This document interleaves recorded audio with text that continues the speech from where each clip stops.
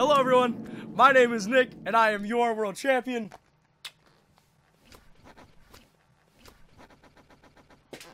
I hope you're doing well. I'm sorry it's been so long. I went to Philadelphia for a grandson concert, and then I lived my life on airplane mode for like 3 weeks. It wasn't healthy. So I wanted to give you guys another music-based discussion type video. I like making these. I feel like you guys enjoy them, and it's always fun when the topic hits me. So, as all of you know, you've seen the slap. You've seen the memes. Yeah, it's talked about. I'm already well past it.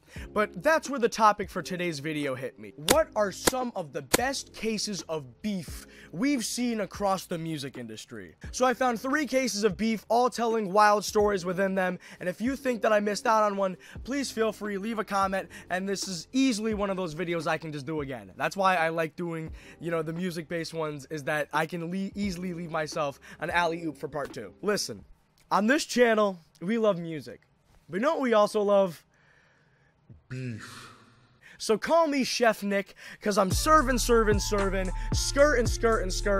everything I done come full circle, work it.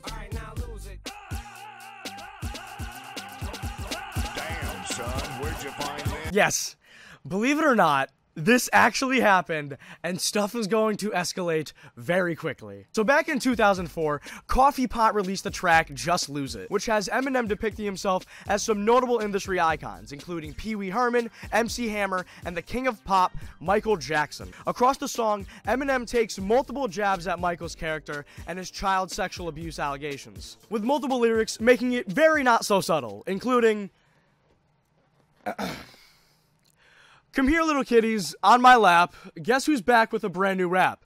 And I don't mean rap as a new case of child molestation accusation. I done touched on everything but little boys. Okay, I think you guys get the point. I'm gonna stop going with it. Across the music video, though, Eminem depicts himself as Michael Jackson in his highest and lowest points, moonwalking in MJ's signature sparkly red jacket, as well as recreating the incident of when Mike let his hair caught on fire when shooting a Pepsi commercial. Jackson himself, though, wasn't a fan of the music video in the way that he was depicted.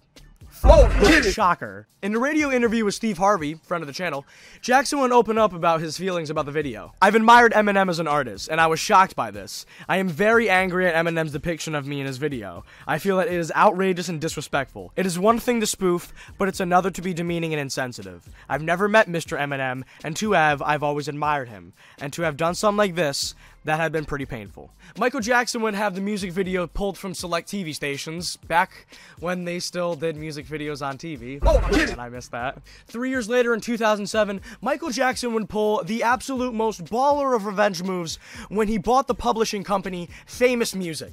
It sounds like a fake company, but no, it's real. Which at the time, Famous Music had owned all of Marshall Mathers' back catalog. So now, Michael Jackson owned all of Eminem's music. So for the time being, the king of pop would have this song eradicated, off of TV stations, wiped away, and he wouldn't have to worry about it. Unfortunately, however, Michael Jackson would pass away in 2009, and Eminem's music would be handed back to him 7 years later in 2016. This story was just off the chain to learn about. A certified hood classic. Hey, say that you a lesbian, girl, me too. Hey, say that you a lesbian, girl, me too. Aubrey Drizzy Drake and Kanye Yeezy Ye West had quite themselves the beef last year, didn't they? But that was bare pennies compared to the beef of Summer 18. Drake versus Pusha T. Now, these two already had not seen eye to eye by the time their careers started back in the year 2011. But there wasn't anything really materializing yet.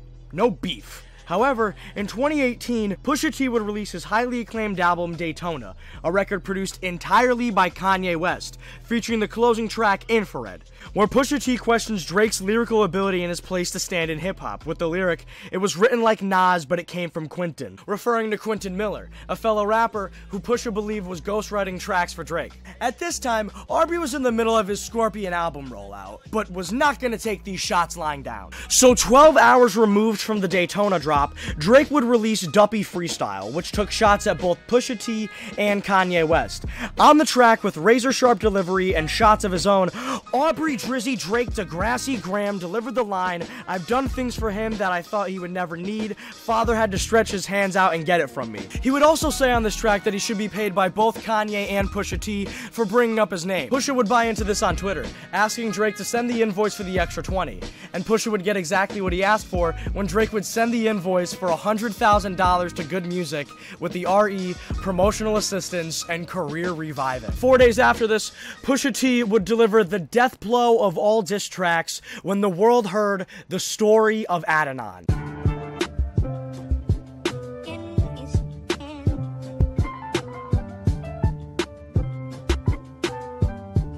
There is genuinely this much I have to say about this diss track that we had to make a transition slide. Starting off with the beat. Pusha T raps over Jay-Z's The Story of OJ's beat, a track which features Hove rapping about stereotypes of African-American men and how black people who come from a middle-class background may feel as if they're not black enough. This is a needed mention because it'll be the entire basis for Pusha T's diss track. It's more than just that huge line. The thing that always goes hand in hand with the album is the album cover, and Pusha T chose the best one he could. A legitimate, undoctored image of Drake depicting blackface without any context clues. This could really leave you dumbfounded, and Drake would address this with an Instagram message saying, "I know everyone is enjoying the circus, but I want to clarify this image in question.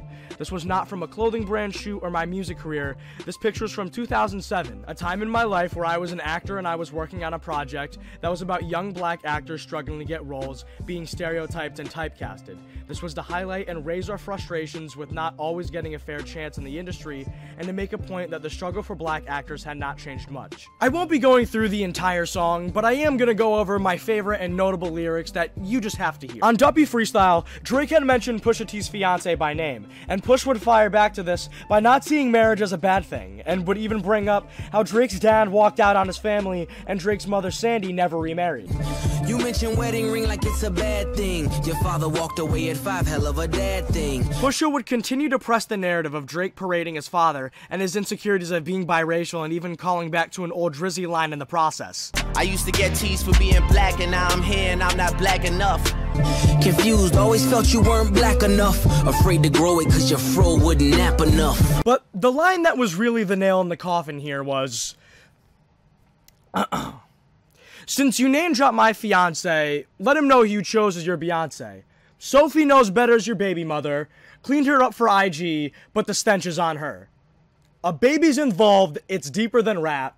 We talk in character, let me keep with the fact. You are hiding a child, let that boy come home, deadbeat motherfucker playing Border Patrol."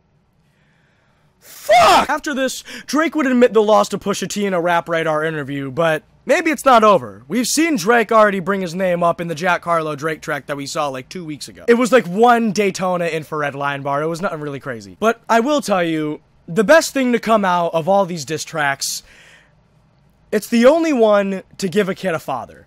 So hey, I guess if I can't have one, I'm sure glad Adonis does.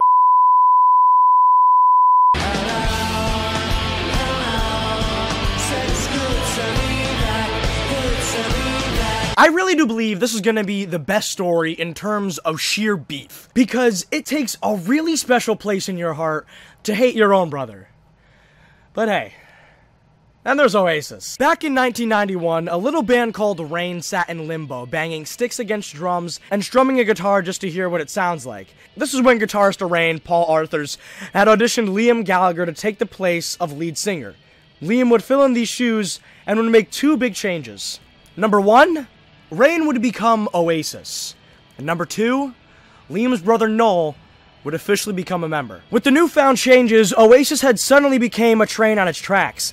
They finally had motion. They would release their debut album, Definitely Maybe, and it went over like gangbusters, mate. The songs Live Forever and Supersonic became playlist staples, mate. However, during these recording sessions, we would already begin to see the internal cracks inside of the group, and it was definitely a slow burn. It became well known inside of the group that Liam and Noel couldn't get along, but they were able to make some damn good music together. With Oasis gearing up to release their sophomore success, What's the Story, Morning Glory, by this point, Liam was bringing groupies into the studio, had gotten into physical altercations with his brother, and Noel had already quit the group once. What's the Story, Morning Glory would be the sound the world was craving. Britpop was ushered in and the talk of the town. For like only 2 years though. Oasis experienced their peak and were at the height of bands they always dreamed of being in the conversation with. This brings us to 2009. Oasis would release their 6th studio album, Dig Up Your Soul, being their best criticized piece of art since they released Morning Glory all the way back in 1995. And just minutes before they would grace the stage at the, forgive my pronunciation here, I did French class for about a year and a half, and it wasn't well. The Rock and Sign Festival, I believe it was called, Noel and Liam were at each other's throats once again. And after Liam threw a plum at a wall and came back swinging a guitar, like in Noel's words, a bloody axe, Noel left the festival and wouldn't look back. In anger. Yes, I got one! Oasis would crumble to pieces after this, leaving us in a state of remembrance. The 1-2 punch of Definitely Maybe and What's the Story, Morning Glory left us in a dreamlike state. The Nebworth concert sounded biblical, and I only hope to see Liam Gallagher live in concert one day. Beef can make you do a lot of crazy things. You can call out someone for not parenting their child. You can take jabs at the biggest pop star ever. Just don't let it leave your family in shambles. Who knows? Oasis could come back one day. Definitely. Maybe. Yes! Thank you all for listening to what I have to say about beef. It feels really nice to be making videos again. It was very enjoyable for me to write the video getting back into it. It was very enjoyable doing the research and learning all new things about it. It's very fun doing this, and I enjoy just seeing you guys, what you guys have to say, whether it's good or bad. I always just love it. It's always fun. If you have an idea of something I should cover, whether it's movies, music, TV, whatever, I'd love to hear it. If you think I missed something out, tell me I'm a dumb little stupid bitch. I didn't swear a lot in this video now that I think about it. We're not going to hear a lot of woke hennies in this one. You know, also while I was gone, I did stockpile ideas. Like, obviously, I did. I have a ton of ideas. I'm ready. I know exactly what the next video is after this one. It's a video essay. And I remember the last time I said that, it wasn't a video essay. So this time it is. This time, no, I'm not going to say it. You thought I was? You thought I was? Bitch, get out of here. Alright, by this point, I believe, I'll chest pass the ball to you this time. I'm not bounce passing it. Think fast, bitch. Thank you for listening to what I have to say. You can like and subscribe if you want to. I have absolutely zero control over that, and it's the way that I fucking want it. Thank you. Thank you all. Thank you, all 400 of you. We'll have a big 420 smokeout special when I hit 420 subscribers. That's not a clue as what the next video is, by the way. Totally not a clue. It's not, by the way. It's not. And with all that else out of the way, I'm gonna stop rambling. I will see you all the next time I'm looking at you. Peace.